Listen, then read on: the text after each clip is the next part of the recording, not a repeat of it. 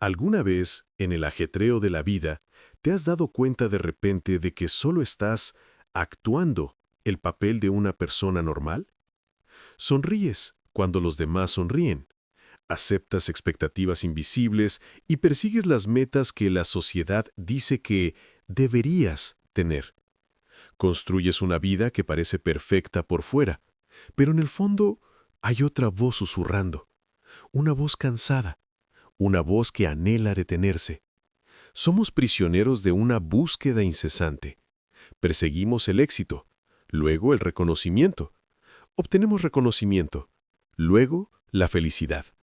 Y cuando la alcanzamos, vivimos con el miedo de perderla. Ese ciclo, esa rutina, nos desgasta sin darnos cuenta. Convierte la vida, que debería ser un viaje de descubrimiento, en una tensa batalla por controlarlo todo. Y entonces nos preguntamos, ¿dónde está mi verdadero yo entre estas máscaras?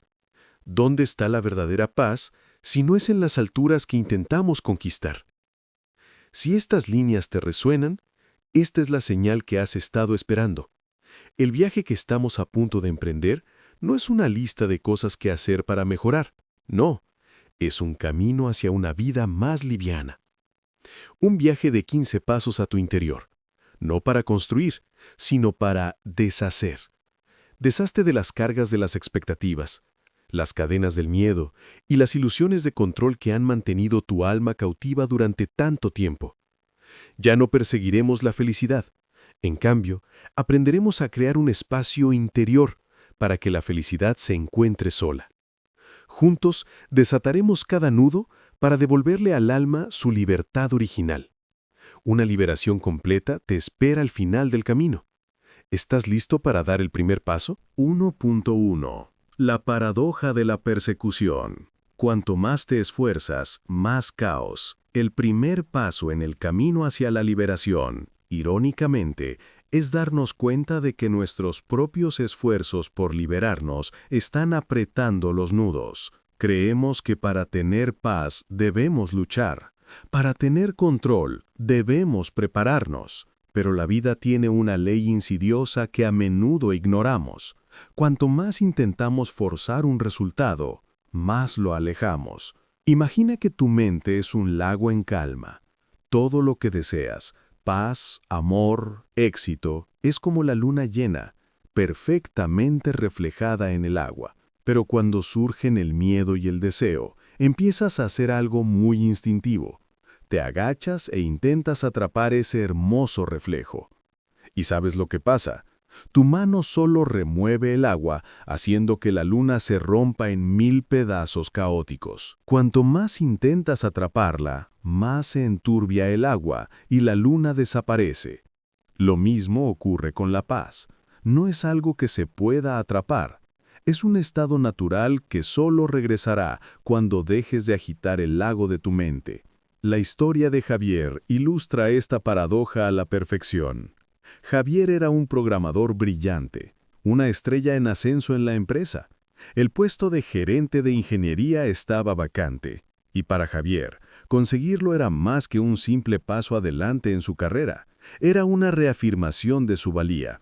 Asumió que solo sentándose en esa silla sería realmente suficientemente bueno. Así comenzó la búsqueda. Javier no solo trabajaba, sino que demostraba su esfuerzo. Se quedaba hasta tarde en la oficina, no por exceso de trabajo, sino para demostrar su dedicación. En las reuniones no escuchaba para comprender, sino para encontrar lagunas y ofrecía las ideas que consideraba más inteligentes, interrumpiendo a veces a sus compañeros. Pasaba horas puliendo cada palabra de un correo electrónico a la junta directiva, intentando sonar perfecto. Desde fuera, Javier era la personificación de la ambición, pero por dentro era un lago turbulento. Su mente repasaba constantemente guiones. ¿Dije suficiente? ¿Qué opina mi jefe de mí? ¿Qué debo hacer para ganar puntos? Esa tensión, esa energía acumulada empezó a desbordarse. Él, experto en programación, empezó a cometer errores tontos por su falta de concentración. Su confianza se convirtió en arrogancia ante los demás. Su entusiasmo se convirtió en un estrés que abrumaba al equipo. Intentaba controlar la percepción de los demás, y eso le hacía perder el control de su propia experiencia. El día que se anunciaron los resultados, el ganador fue Alejandro, un compañero más reservado, pero siempre sereno, comprensivo y constante. Javier estaba desolado. Acudió a su mentor quejándose de la injusticia. El mentor lo escuchó en silencio y luego le dijo con suavidad: «No fallaste por falta de habilidad, Javier. Fallaste porque intentaste exprimir un poco de agua. Cuanto más exprimiste, más agua se te escapó.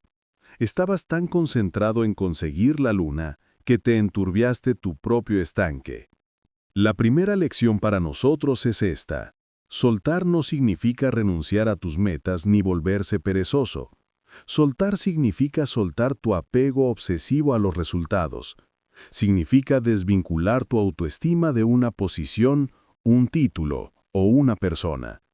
Javier aún puede esforzarse, pero es un esfuerzo pacífico. Un esfuerzo que nace del amor al trabajo, no del miedo a no ser reconocido.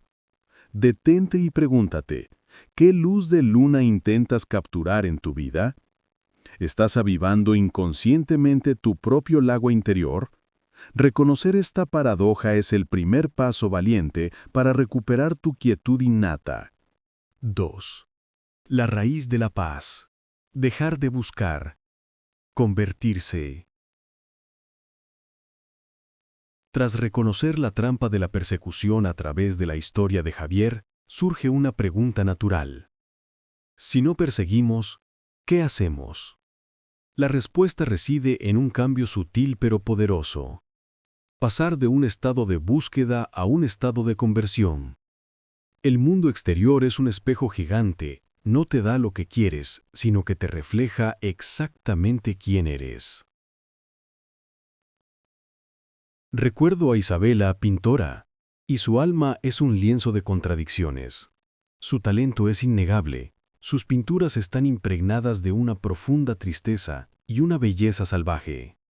Pero su estudio, que debería ser un santuario de creatividad, está lleno de ansiedad. Su valor no reside en el lienzo, sino en las bandejas de entrada de prestigiosas galerías. Cada correo electrónico de rechazo que recibe, por muy amable que sea, es una puñalada a su autoestima, consolidando su convicción de que realmente no es suficiente. Así que empezó a buscar. Estudió el mercado, vio qué pintaban otros artistas, qué estilos eran populares. Abandonó sus ideas originales para seguir la tendencia. Sus pinturas gradualmente se volvieron técnicamente perfectas, pero vacías de alma. Eran el producto de un artesano experto, no la voz de un artista. Dedicaba más tiempo a escribir un correo electrónico pulido para solicitar una exposición que a enfrentarse a un lienzo en blanco.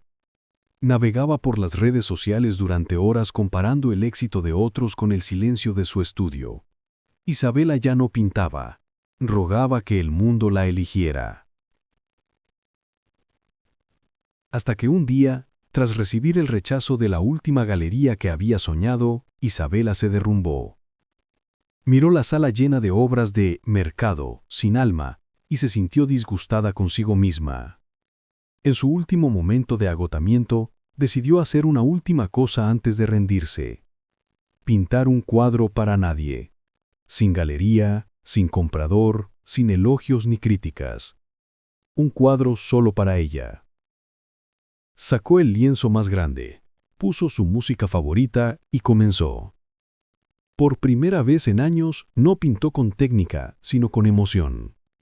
Salpicó pintura sobre el lienzo como una válvula de escape, con pinceladas audaces para plasmar su dolor, su ira y su atisbo de esperanza. No durmió esa noche. Al amanecer, tenía ante sí una obra caótica pero dolorosamente honesta. No era perfecta, pero era ella. Y por primera vez en mucho tiempo, sintió paz. Esa acción rompió el hechizo.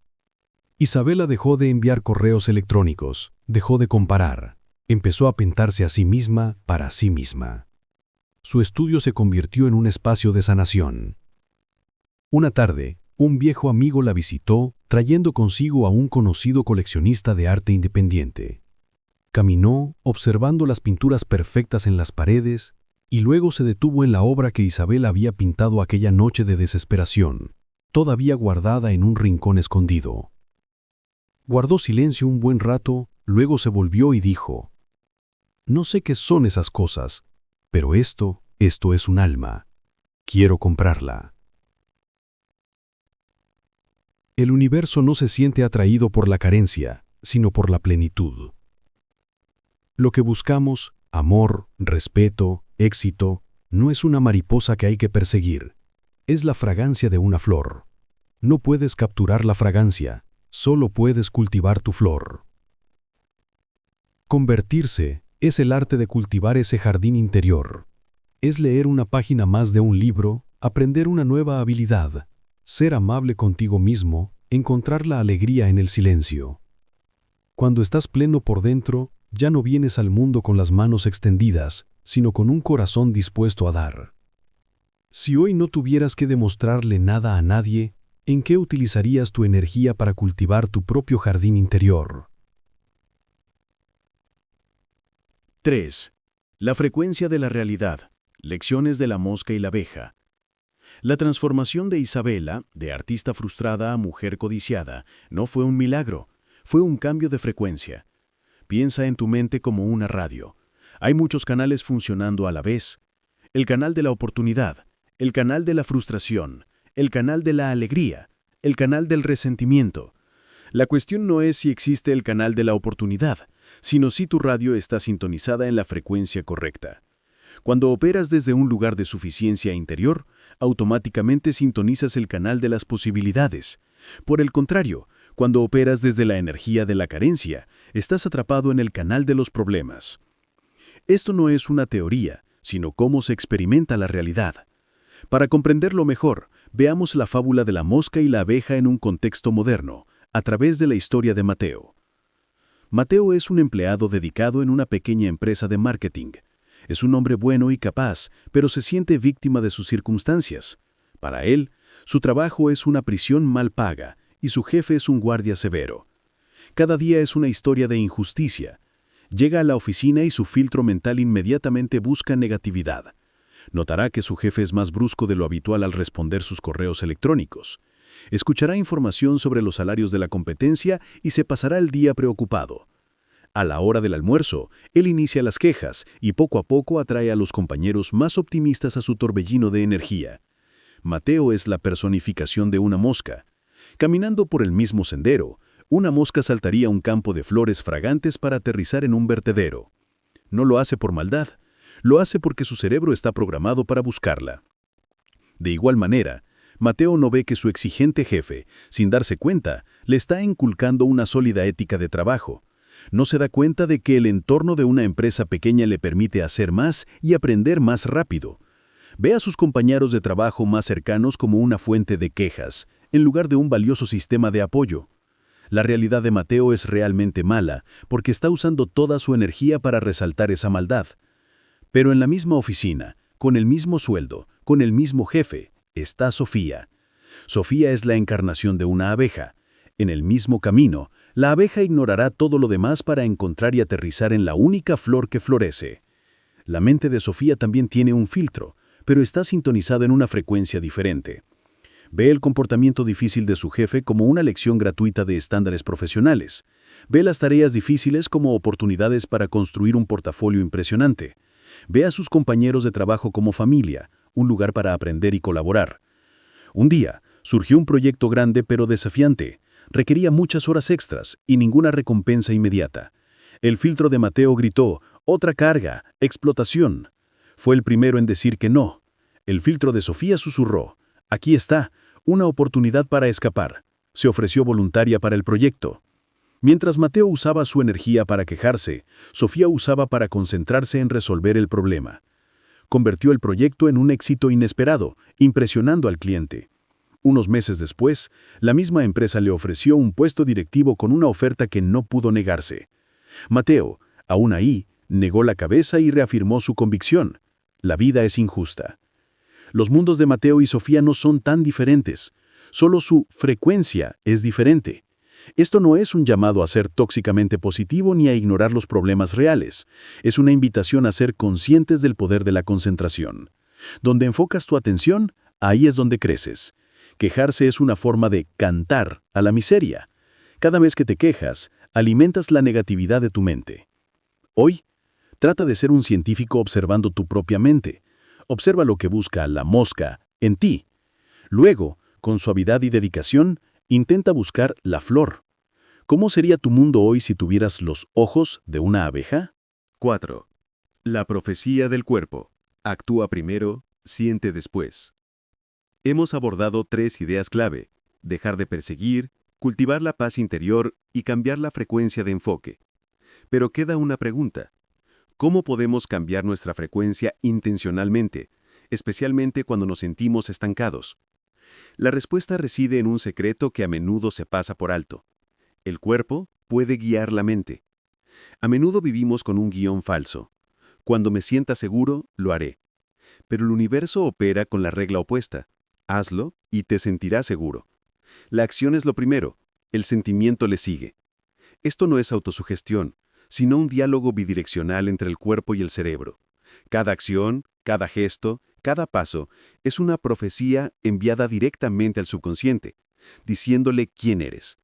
Si caminas constantemente con los hombros encorvados, estás enviando un mensaje de fatiga y fracaso. Y el cerebro, para ser coherente, creará emociones que coincidan con ese mensaje. ¿Y qué tal si cambiamos activamente el mensaje? La historia de Elena es un típico ejemplo. Elena es una analista aguda, con la cabeza llena de ideas innovadoras. Pero hay un gran obstáculo que bloquea su carrera: el miedo a hablar en público. Cada vez que tiene que presentar, ya sea ante 3 o 30 personas, se le hace un nudo en la garganta, le sudan las palmas de las manos y las brillantes ideas que alberga en su cabeza se evaporan de repente sin dejar rastro. Sueña con el día en que pueda subirse al escenario con confianza, pero ese sueño parece estar en otro mundo. Al principio, Elena hizo lo que todos hacen: esperar. Leyó libros sobre confianza, vio cientos de charlas TEDx, se dijo: algún día, cuando tenga menos miedo, me ofreceré a hablar. Pero ese algún día nunca llegó. Esperar no hizo que el miedo desapareciera, solo actuó como fertilizante, haciendo que el árbol del miedo en su mente creciera. Su pasividad reforzaba constantemente una identidad: soy una persona con miedo a hablar en público. Hasta que un mentor le dijo algo extraño: deja de intentar sentirte segura. Empieza a actuar con seguridad. Simplemente finge. Escéptica, pero frustrada, Elena decidió intentarlo. Empezó un experimento secreto. Todas las mañanas en el baño, se miraba al espejo y adoptaba una pose de poder durante 2 minutos. Cuando caminaba a la parada del autobús, no bajaba la mirada como siempre. Mantenía la cabeza alta, caminando como si fuera un director ejecutivo a punto de firmar un contrato importante. En las reuniones, aunque el corazón le latía con fuerza, se obligaba a hablar un poco más lentamente, a usar una voz más grave, imitando los oradores que admiraba. Y entonces, algo mágico comenzó a suceder. Estas pequeñas acciones físicas empezaron a enviar nuevas señales al cerebro de Elena. Fingir confianza empezó a generar chispas de confianza real. Como hablaba más lento, la gente la escuchaba de verdad, lo que le hacía sentir que sus opiniones importaban. Como caminaba con la espalda recta, la gente parecía tratarla con un respeto diferente. Se formó un círculo de retroalimentación positiva. Su cuerpo le estaba enseñando a su mente una nueva realidad. Finalmente, se armó de valor y se apuntó a una pequeña presentación interna. El miedo seguía ahí, pero esta vez ya no era su jefe. Tenía herramientas para lidiar con él: postura, respiración y tono de voz. La presentación no fue perfecta, pero funcionó. Lo logró. La lección aquí es práctica. No puedes simplemente pensar para salir de un hábito. Tienes que actuar para crear un nuevo patrón de pensamiento. Esta es la esencia del actuar como sí. No es trampear, es escribir un guión para tu futuro yo. Le das a tu cerebro evidencia de en quién te estás convirtiendo y empieza a creerlo. ¿Quieres ser más creativo? Dedica 15 minutos al día a dibujar en tu escritorio, aunque no tengas ideas. ¿Quieres ser más feliz? Sonríe al cajero aunque estés cansado. ¿Cómo separaría, hablaría y comenzaría el día a la persona a la que aspira a ser? Y podrías representar ese papel en tan solo 5 minutos justo después de que termine este video. 5. Brújula interior. Confianza basada en evidencia. no esperanza ciega. Para actuar como si nada, como Elena, necesitemos un salto de valentía, un salto a lo desconocido. Y lo único que nos sostiene en ese salto es la fe. Pero la fe de la que hablamos no es un optimismo vago.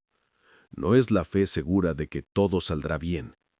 Es una fe diferente, una fe templada, sólida como una roca.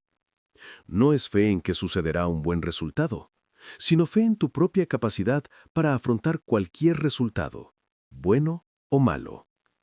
Aquí está la diferencia entre esperanza y fe. La esperanza es esperar un buen tiempo. La fe es saber que tienes las habilidades para sortear la tormenta. Y esa fe no surge de forma natural, se construye con evidencia. Consideremos la historia de Carlos. Carlos fue un joven emprendedor lleno de energía, que invirtió sus ahorros, su pasión y 3 años de juventud en el restaurante de sus sueños. Pero ese sueño se derrumbó.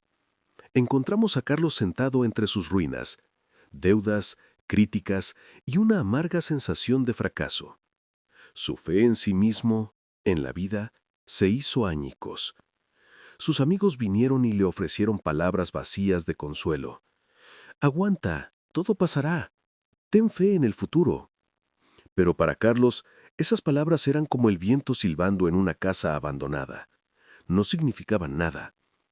¿Cómo podía creer en un futuro incierto cuando todas las pruebas ante él apuntaban al fracaso? No necesitaba palabras de esperanza, necesitaba una razón para creer. En su día más difícil, su padre, un hombre de pocas palabras, se acercó y se sentó a su lado. No le dijo ni una palabra de consuelo. Solo le hizo una pregunta. ¿Es esto lo más difícil que has enfrentado en tu vida, Carlos? Esa pregunta, como una piedra arrojada a un lago de desesperación, obligó a Carlos a dejar de pensar en su fracaso actual y a reflexionar sobre toda su trayectoria. A regañadientes, buscó en su memoria. Recordó el dolor de perder a su querida madre a los 18 años y cómo tuvo que aprender a levantarse.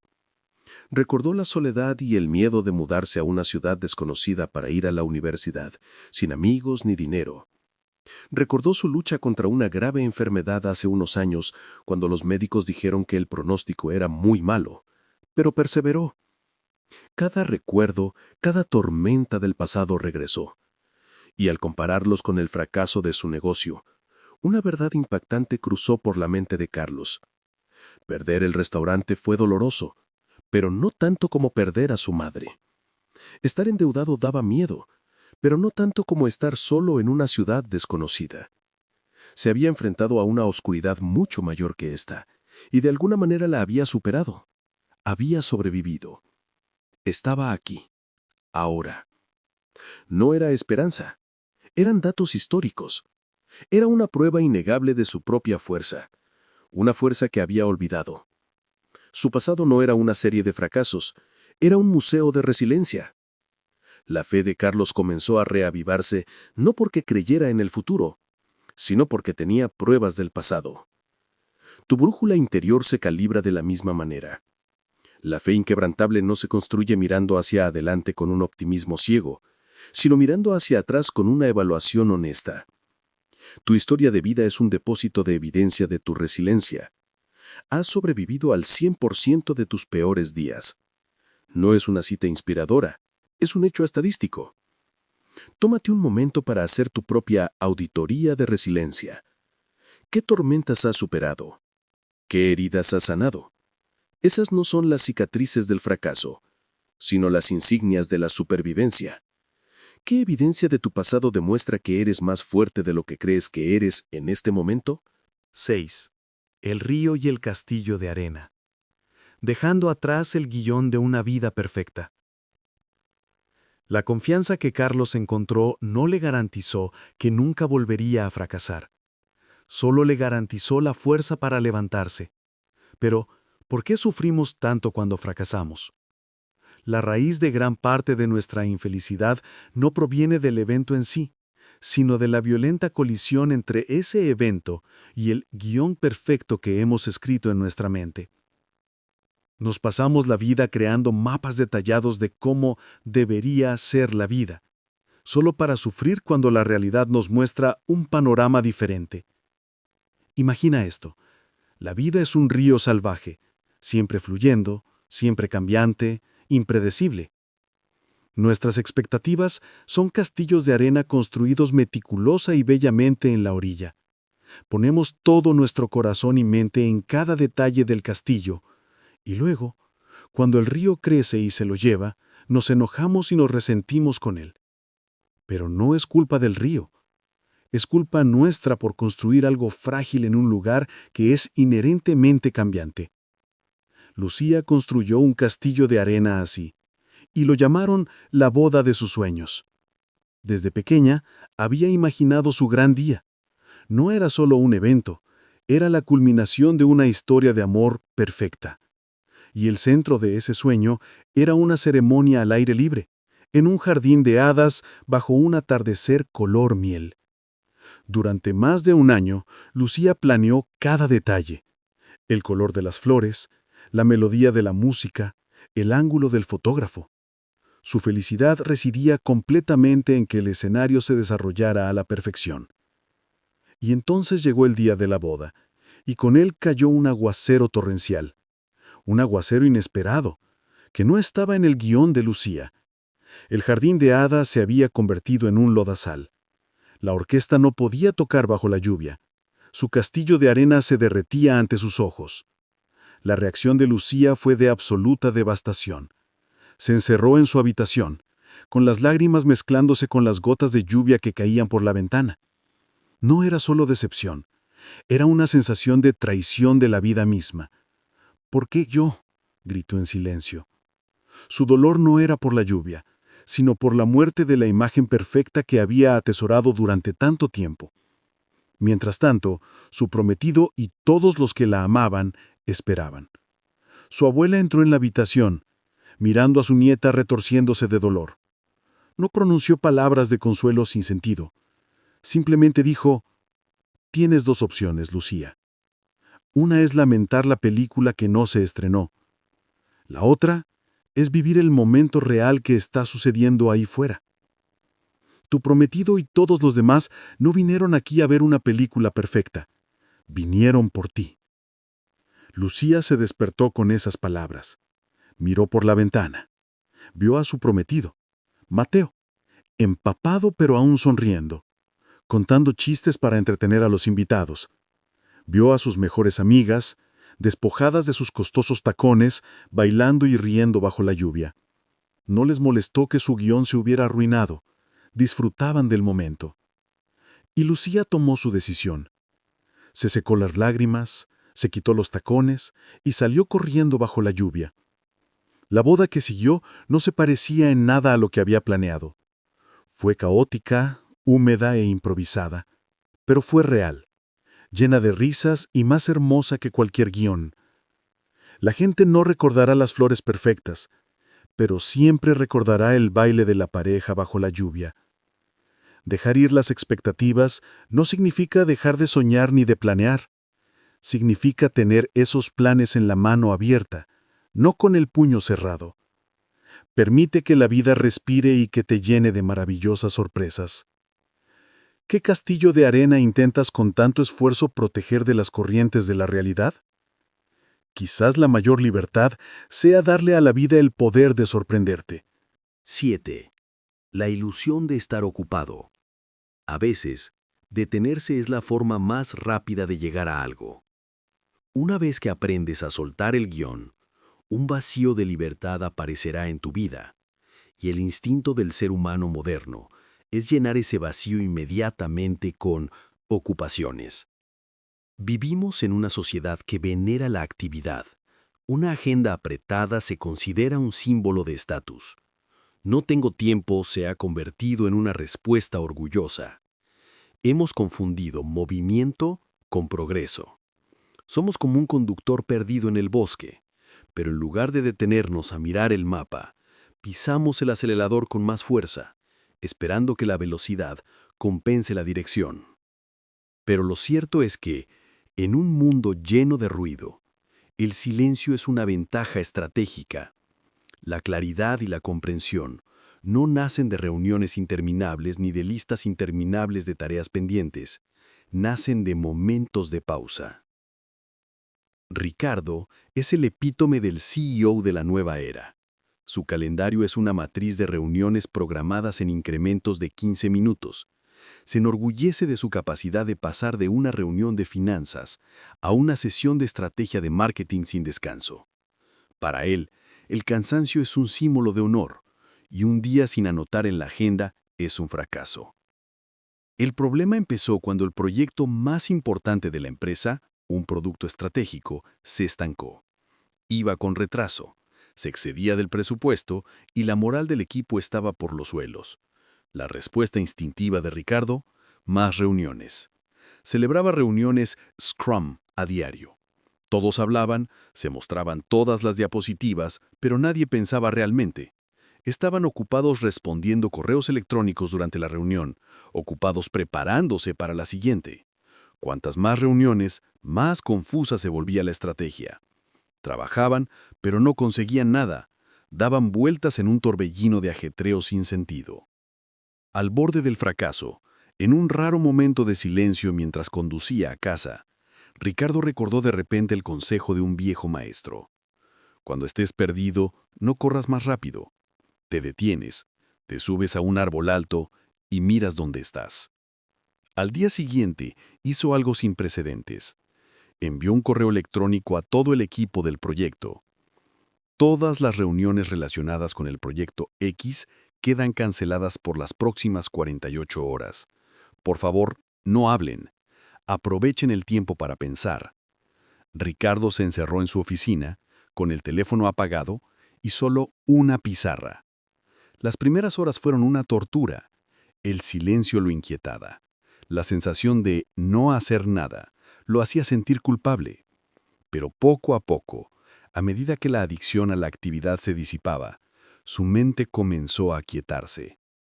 El ruido de opiniones, números y presiones externas se desvaneció, y en ese silencio vio por primera vez la raíz del problema. El problema no estaba en los equipos de marketing ni de ingeniería.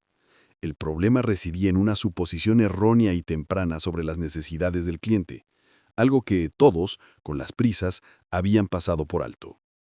Esos 2 días de silencio salvaron a la empresa de 6 meses de trabajo inútil.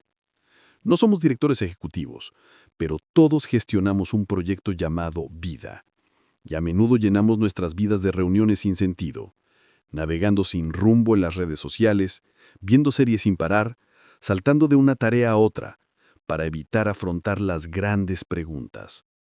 Pero las respuestas que buscamos no están allá afuera en el ruido. Nos esperan en la tranquilidad interior. Regálate un descanso estratégico. No tienen que ser 2 días. Puede ser simplemente una caminata de 15 minutos sin auriculares. 5 minutos de tranquilidad antes de tomar una decisión importante.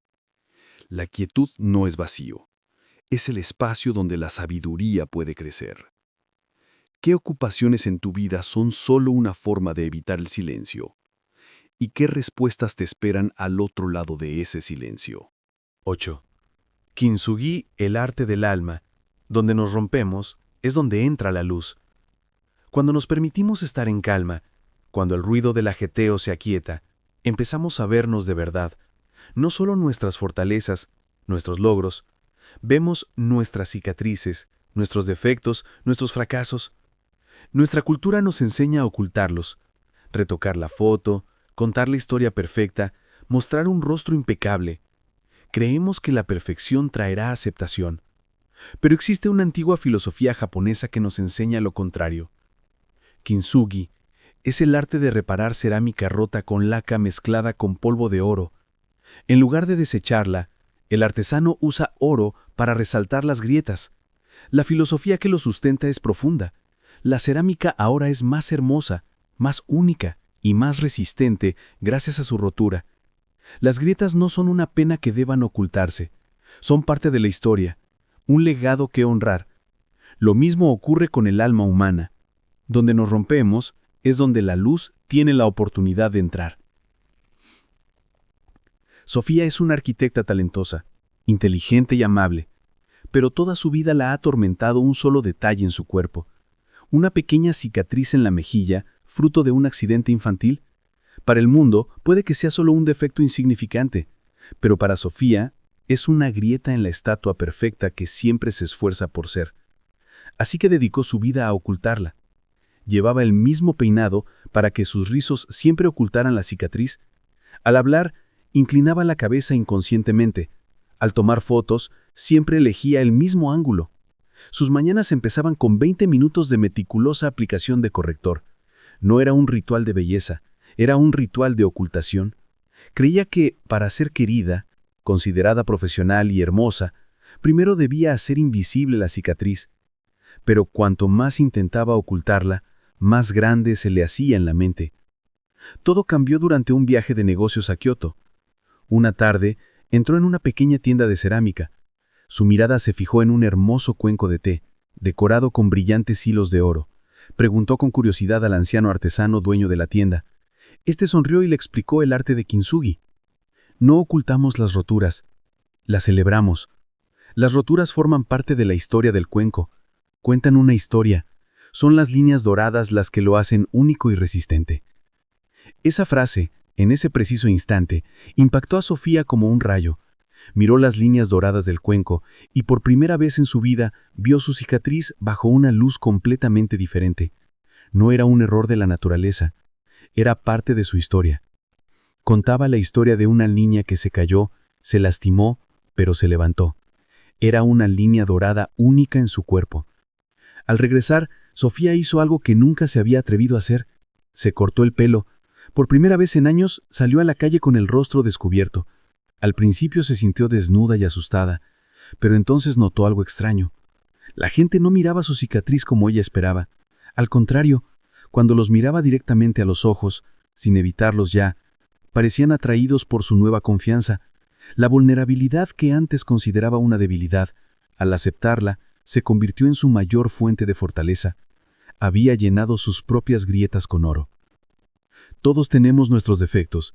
Quizás sea una carrera fallida, un matrimonio roto, una infancia insatisfecha. Dedicamos muchísima energía a construir muros para ocultarlos. Pero ¿y si aprendiéramos a honrarlos? ¿Y si los viéramos como lecciones valiosas, rasgos únicos que nos definen? La verdadera conexión humana no nace de una fachada perfecta, nace del coraje de ser uno mismo con total libertad. ¿Qué grieta en tu alma has estado tratando de ocultar? ¿Y qué pasaría si hoy comenzaras a pintarla con una capa de oro? 7. La ilusión de estar ocupado. A veces, detenerse es la forma más rápida de llegar a algo.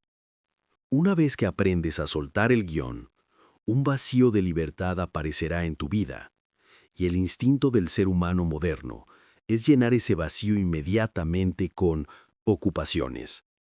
Vivimos en una sociedad que venera la actividad. Una agenda apretada se considera un símbolo de estatus. No tengo tiempo se ha convertido en una respuesta orgullosa. Hemos confundido movimiento con progreso. Somos como un conductor perdido en el bosque, pero en lugar de detenernos a mirar el mapa, pisamos el acelerador con más fuerza, esperando que la velocidad compense la dirección. Pero lo cierto es que, en un mundo lleno de ruido, el silencio es una ventaja estratégica.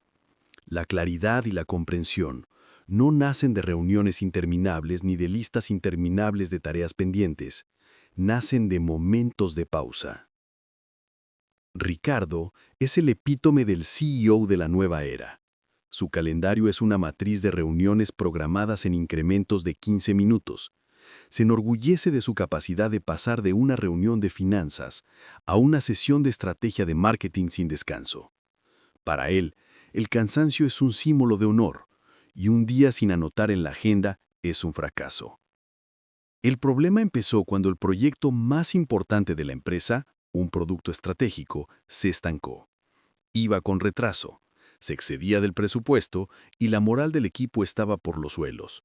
La respuesta instintiva de Ricardo: más reuniones. Celebraba reuniones Scrum a diario. Todos hablaban, se mostraban todas las diapositivas, pero nadie pensaba realmente. Estaban ocupados respondiendo correos electrónicos durante la reunión, ocupados preparándose para la siguiente. Cuantas más reuniones, más confusa se volvía la estrategia. Trabajaban, pero no conseguían nada. Daban vueltas en un torbellino de ajetreo sin sentido. Al borde del fracaso, en un raro momento de silencio mientras conducía a casa, Ricardo recordó de repente el consejo de un viejo maestro. Cuando estés perdido, no corras más rápido. Te detienes, te subes a un árbol alto y miras dónde estás. Al día siguiente, hizo algo sin precedentes. Envió un correo electrónico a todo el equipo del proyecto. Todas las reuniones relacionadas con el proyecto X quedan canceladas por las próximas 48 horas. Por favor, no hablen. Aprovechen el tiempo para pensar. Ricardo se encerró en su oficina, con el teléfono apagado y solo una pizarra. Las primeras horas fueron una tortura. El silencio lo inquietaba. La sensación de no hacer nada lo hacía sentir culpable. Pero poco a poco, a medida que la adicción a la actividad se disipaba, su mente comenzó a aquietarse. El ruido de opiniones, números y presiones externas se desvaneció, y en ese silencio vio por primera vez la raíz del problema. El problema no estaba en los equipos de marketing ni de ingeniería. El problema residía en una suposición errónea y temprana sobre las necesidades del cliente, algo que todos, con las prisas, habían pasado por alto. Esos 2 días de silencio salvaron a la empresa de 6 meses de trabajo inútil. No somos directores ejecutivos, pero todos gestionamos un proyecto llamado vida.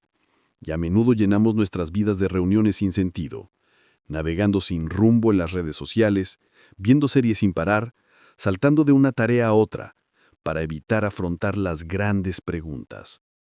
Pero las respuestas que buscamos no están allá afuera en el ruido. Nos esperan en la tranquilidad interior. Regálate un descanso estratégico. No tienen que ser 2 días. Puede ser simplemente una caminata de 15 minutos sin auriculares. 5 minutos de tranquilidad antes de tomar una decisión importante. La quietud no es vacío. Es el espacio donde la sabiduría puede crecer. ¿Qué ocupaciones en tu vida son solo una forma de evitar el silencio?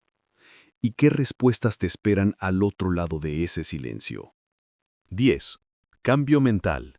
Practica la gratitud para cambiar tu frecuencia.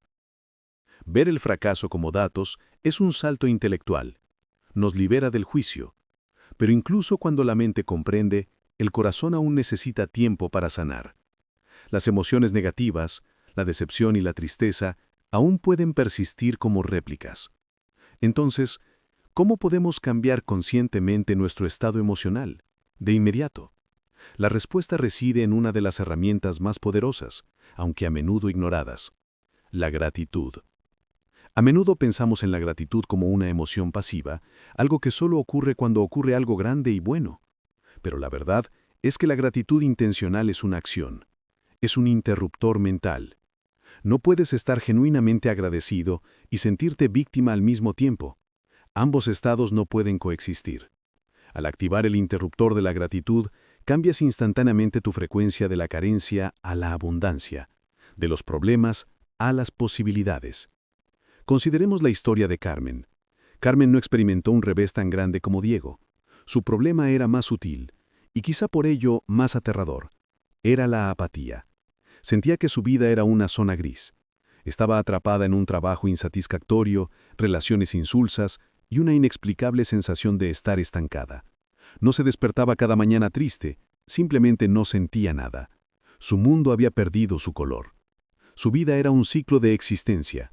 Despertaba, revisaba su teléfono y sentía celos inconscientes de la vida de los demás. Iba al trabajo como una máquina. Llegaba a casa, veía la televisión hasta quedarse dormida. Su mente, como un hábito, buscaba constantemente lo que faltaba: pasión, significado, alegría. No era activamente negativa como Mateo, pero se dejaba llevar pasivamente por la niebla de la carencia. Un día, le contó a un amigo sobre su sensación de vacío. Su amigo no le dio ningún gran consejo, simplemente le sugirió un reto sencillo. Durante una semana, cada mañana antes de tocar el teléfono, escribe 3 cosas por las que estés agradecido. Cualquier cosa, por pequeña que sea. Carmen se mostró escéptica. ¿Qué lograría escribiendo una lista absurda? Pero estaba tan cansada de sí misma que aceptó intentarlo. El primer día fue difícil. Se devanó los sesos y escribió: 1. Café. 2. Cama. 3. Ya casi es fin de semana. Se sintió un poco tonta, pero siguió adelante. El tercer día, mientras escribía, oyó el canto de un pájaro afuera. Escribió: agradecida por el canto del pájaro. Para escribir eso tuvo que prestar atención. El quinto día escribió: agradecida por el desconocido que me abrió la puerta del ascensor. Su mente, programada para buscar la insatisfacción, se estaba reentrenando para buscar pequeñas bendiciones. Esta práctica de 5 minutos comenzó a recalibrar su filtro cognitivo para el resto del día. La niebla gris no desapareció por completo, pero comenzó a disiparse. Pequeños rayos de sol comenzaron a penetrar. Este es el poder de la gratitud.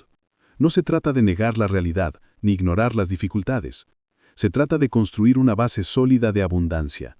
Es un ejercicio que fortalece tu mente.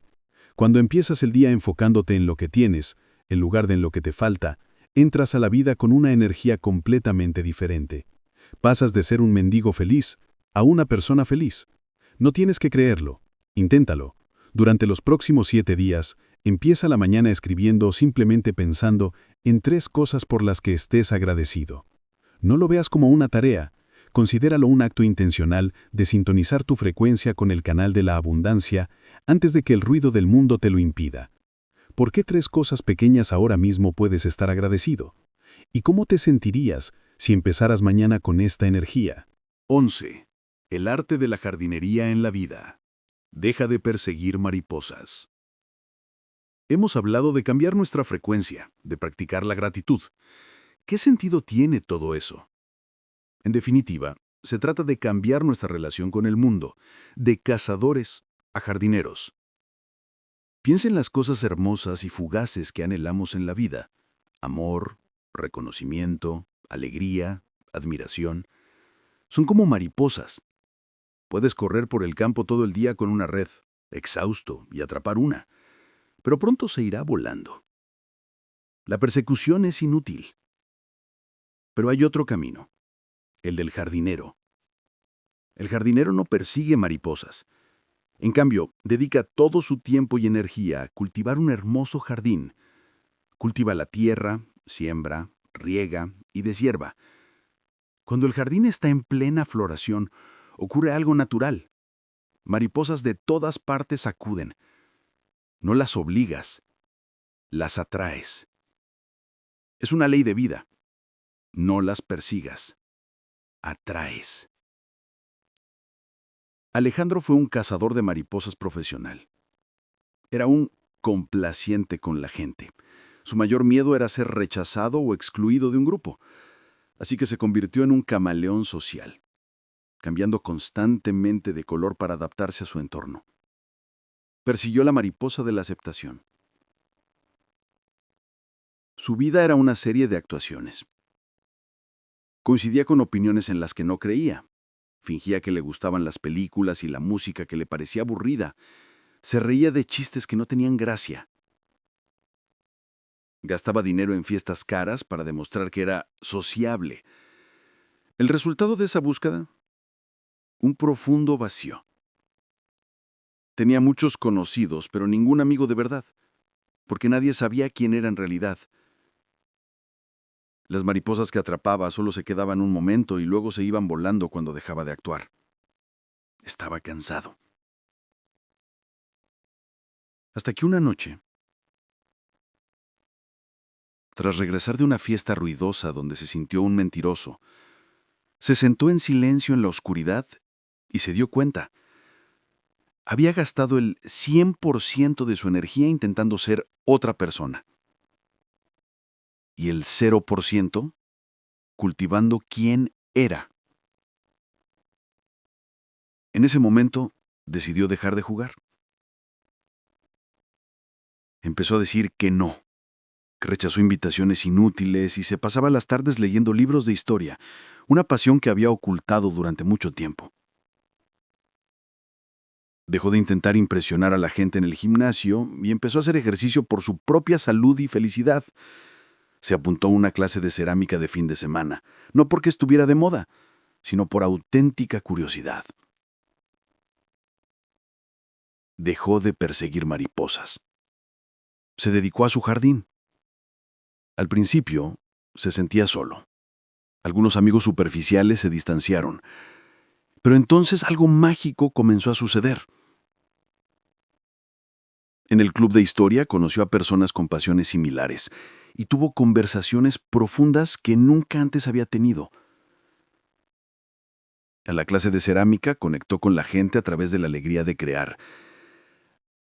A medida que se volvía más interesante para sí mismo, naturalmente se volvía más interesante para los demás.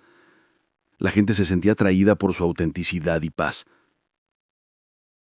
No encontró relaciones de calidad persiguiéndolas. Las encontró al convertirse en alguien con quien otros querían conectar. Tu jardín interior es tu conocimiento, habilidades, compasión, paz y pasiones. Al invertir en él, no eres egoísta, sino que actúas estratégicamente. Te conviertes en una fuente de energía, en lugar de un buscador de energía. No busques el amor. Conviértete en alguien que ama y es digno de ser amado. No busques el éxito. Construye valores y una actitud profesional.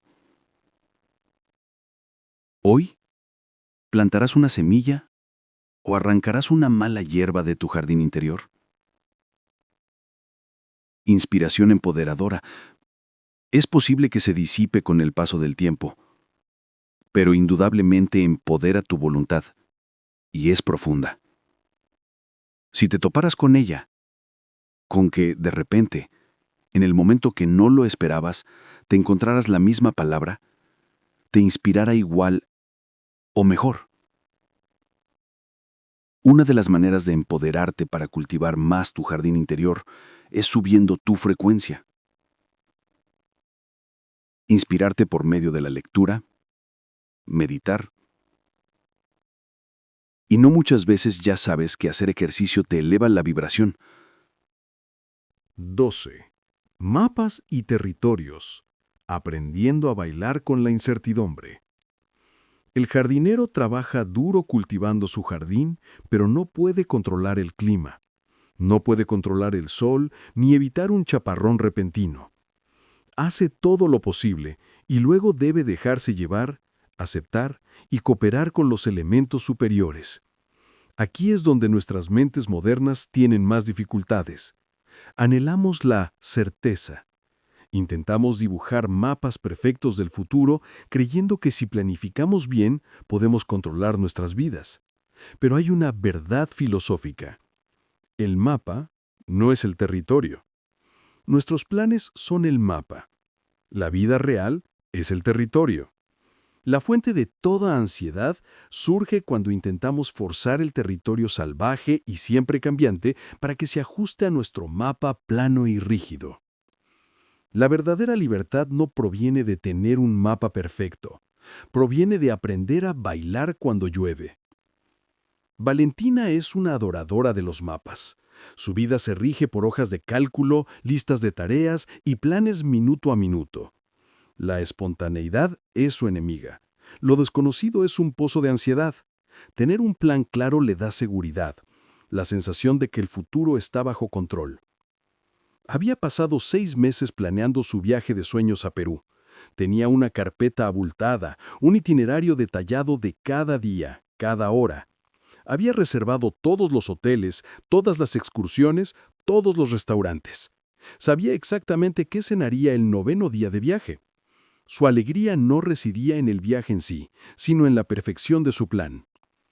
Y entonces, 48 horas antes de la salida, un volcán en un país vecino entró en erupción. Todo el espacio aéreo quedó congelado indefinidamente. El viaje se canceló. Su mapa perfecto quedó repentinamente reducido a un trozo de papel. La reacción de Valentina no solo fue decepción, sino pánico absoluto. Toda la estructura que le había dado seguridad se había derrumbado. Era la pérdida de control lo que la aterrorizaba.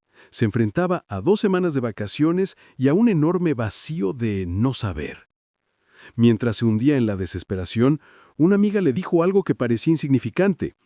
¿Por qué no te subes al coche y conduces? No hay plan, simplemente vete. Sintiendo que no tenía nada que perder, Valentina lo hizo. El primer día fue tortura. Cada giro era una decisión ansiosa. Pero entonces vio un pequeño cartel que indicaba un pueblo alfarero de Bad Trang del que nunca había oído hablar. Impulsivamente se desvió. Pasó el día con un viejo artesano aprendiendo a amasar arcilla. Al día siguiente condujo hacia el mar y tropezó con una playa desierta con la puesta de sol más hermosa que jamás había visto. Charló con locales y comió en restaurantes que no aparecían en ningún blog de viajes. Ese viaje sin mapa resultó ser el más significativo y liberador de la vida de Valentina. Aprendió una profunda lección. Las mejores experiencias a menudo no están en los mapas, sino en giros inesperados. Al aferrarnos a planes rígidos, cerramos la puerta a la magia de la vida. Aprender a sentirse cómodo con lo desconocido es un superpoder. No significa vivir sin rumbo. Significa dibujar un mapa, pero mantenerlo a mano, listo para desecharlo cuando se presente un camino más interesante. Significa confiar en tu propia capacidad de improvisar. Si crees que lo mejor te espera en caminos que no están en el mapa, ¿te atreverías a tomar el siguiente desvío? 13. El botón de reinicio de la mente. El poder de preguntar, ¿y ahora qué? Aprender a bailar con la incertidumbre es una filosofía maravillosa. Pero hay días en que la vida no nos invita a bailar, nos derriba. Ocurre un evento inesperado, la pérdida de un trabajo, una relación rota, una mala noticia, y nuestras mentes se sumen en el caos. Hacen 2 cosas. Una es viajar al futuro para crear escenarios catastróficos de ¿qué hubiera pasado si? Y la otra es viajar al pasado para revolcarnos en el arrepentimiento de si tan solo. Ambos viajes son inútiles y paralizantes. En esos momentos necesitamos un botón de reinicio. Una orden simple pero poderosa para sacar nuestra mente de la tormenta y anclarla a la realidad, el único lugar donde tenemos poder. Esa orden es, bien, esto pasó, ¿y ahora qué? Veamos cómo lo usa Miguel. Lo conocemos momentos después de que lo despidieran de su trabajo tras 10 años. Está sentado solo en su coche en el estacionamiento de la empresa, agarrando una caja de cartón con sus pertenencias.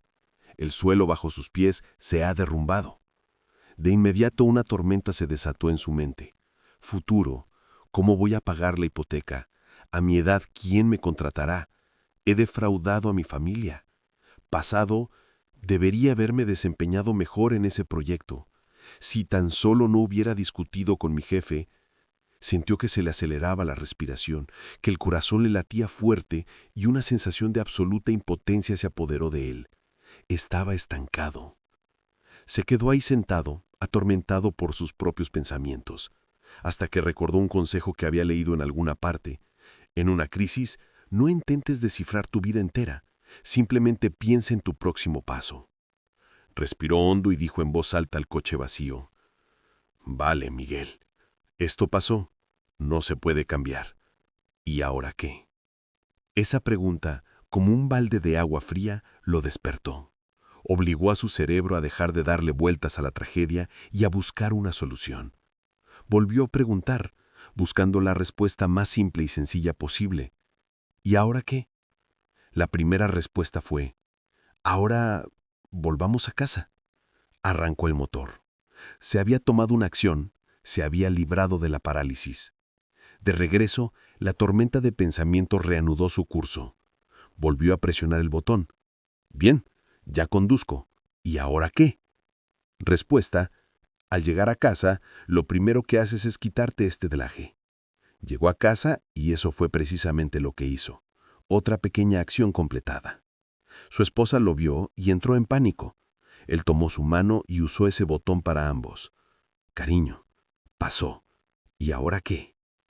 Respuesta: ahora, tú y yo daremos un paseo alrededor del lago. No hablaremos de trabajo, solo caminaremos y respiraremos. Esa pregunta, transformó una crisis enorme e incontrolable en una serie de acciones pequeñas y manejables. No resolvió el problema de desempleo, pero salió de la parálisis y empezó a moverse. La pregunta ¿y ahora qué? Tiene 3 efectos mágicos. Primero, la primera parte, esto sucedió, te obliga a aceptar la realidad, superando la negación o el arrepentimiento. En segundo lugar, la palabra ahora te devuelve al momento presente, el único lugar donde puedes actuar. Y tercero, el ¿y qué? Final, impulsa tu cerebro a pensar en el siguiente paso, no importa lo pequeño que sea este. Esta es la herramienta más práctica para aplicar calma a la tormenta. Es un freno de emergencia para la mente acelerada y un timón que te ayuda a retomar el rumbo. No necesitas respuestas para los próximos 5 años, solo necesitas respuestas para los próximos 5 minutos. Sea cual sea el desafío que estés enfrentando, ¿cuál es tu respuesta a la pregunta ¿y ahora qué? ¿Cuál es la siguiente pequeña acción que puedes realizar ahora mismo? 14. El cielo y las nubes. No eres tus pensamientos. Hemos aprendido a usar herramientas poderosas para cambiar nuestras acciones y perspectivas. Pero, ¿qué sucede cuando las propias herramientas, nuestra mente, son la fuente del caos? ¿Qué sucede cuando nuestros pensamientos y emociones internas son la verdadera tormenta? La respuesta reside en la verdad más liberadora que jamás escucharás. Tú no eres tus pensamientos. Imagina esto. Tu verdadero ser, tu conciencia esencial, es el cielo. Un cielo azul inmenso e inmutable.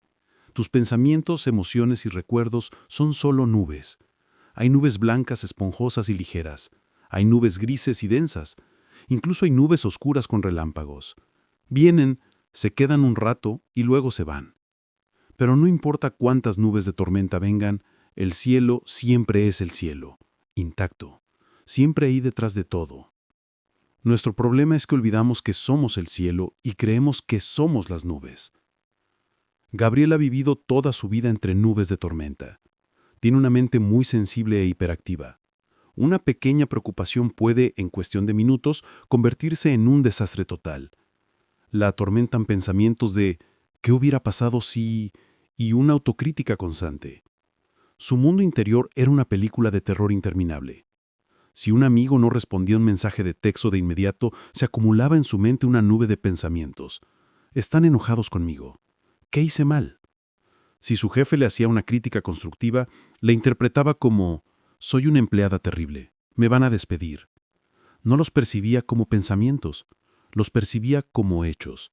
Se identificaba completamente con ellos. Intentaba luchar contra ellos, pero cuanto más luchaba contra ellos, más fuertes se volvían. Su mente no era una ventana al mundo, era un muro a través del cual se proyectaban constantemente películas de terror. Hasta que, agotada, comenzó un sencillo ejercicio de meditación, observar los pensamientos. La instrucción no era dejar de pensar, sino observar los pensamientos ir y venir como nubes que se desplazan por el cielo sin juzgarlos. Los primeros días fueron una lucha. Cada pocos segundos una nube la arrastraba, pero perseveró. Y entonces, lentamente, algo mágico comenzó a suceder. Por primera vez en su vida, sintió una brecha, un pequeño espacio entre ella, el observador, el cielo y el pensamiento, la nube.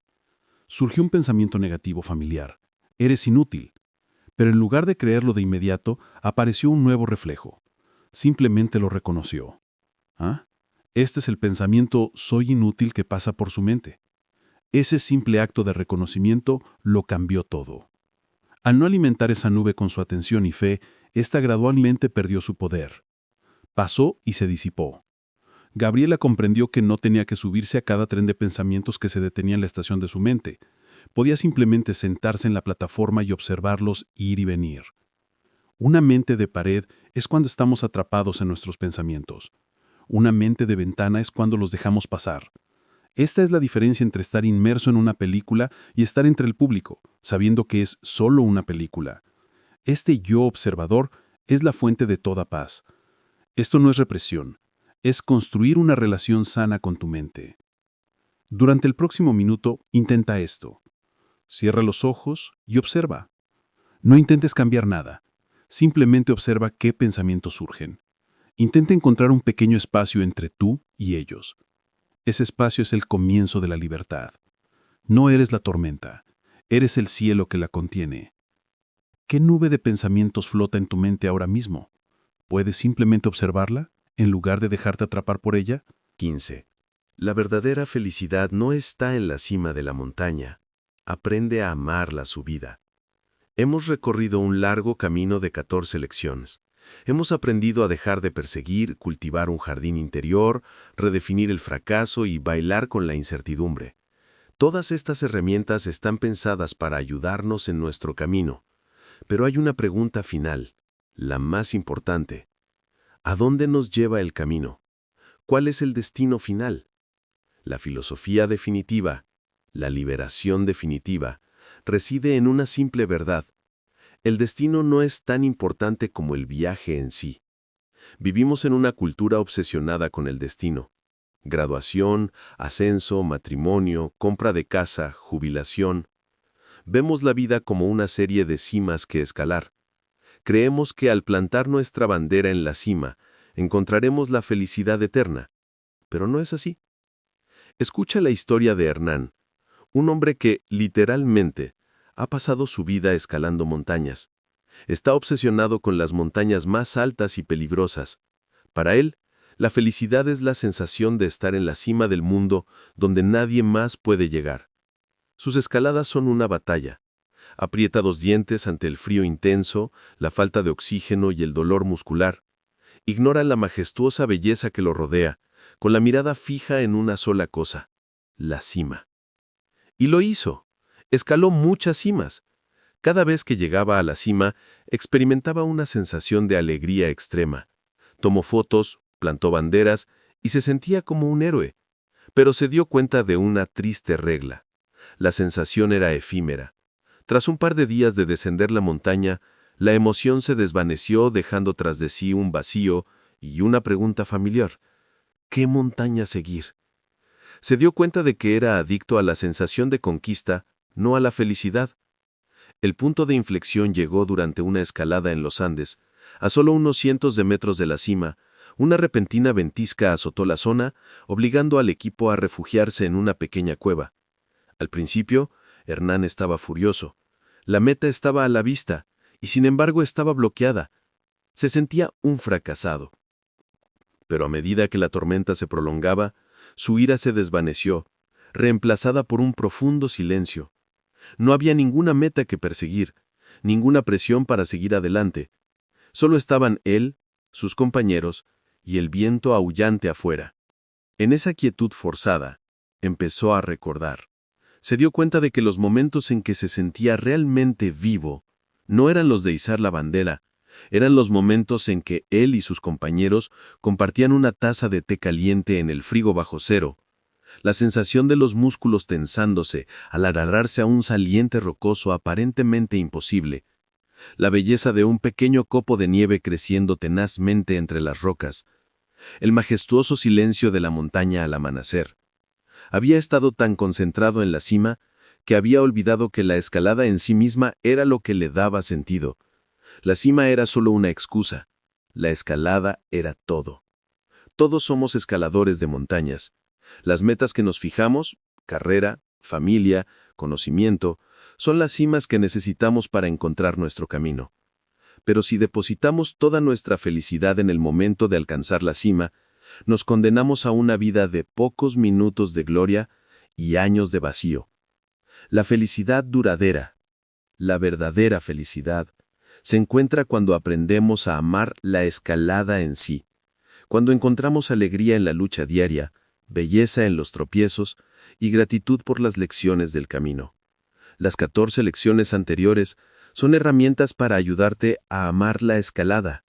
Te ayudan a llevar menos equipaje, te enseñan a interpretar el clima mentalmente y te ayudan a levantarte después de un tropiezo. No hacen la escalada menos difícil, simplemente la hacen más significativa. ¿Cómo cambiaría tu camino si a partir de hoy decidieras que la felicidad no es una bandera que plantar en la cima, sino el aire que respiras a cada paso? Comenzamos este viaje como prisioneros de nuestra propia búsqueda, cansados de perseguir sombras externas de felicidad. Hemos llegado hasta aquí no para aprender técnicas más complejas, sino para recordar una verdad simple y olvidada. La paz no es un destino en el futuro, es una decisión en el presente. Es la decisión de dejar atrás expectativas poco realistas, aceptar la belleza de la imperfección y ver cada fracaso como una valiosa lección. Es la decisión de dejar de perseguir mariposas fugaces y en cambio cultivar con paciencia tu propio jardín interior. Y sobre todo, es la decisión de amar la escalada en sí, en lugar de solo soñar con la cima. La verdadera libertad no reside en la ausencia de tormentas en la vida.